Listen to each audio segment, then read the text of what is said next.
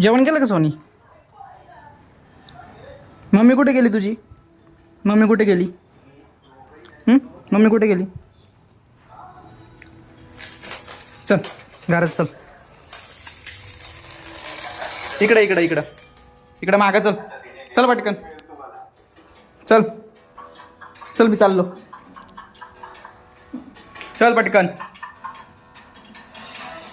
चला चला.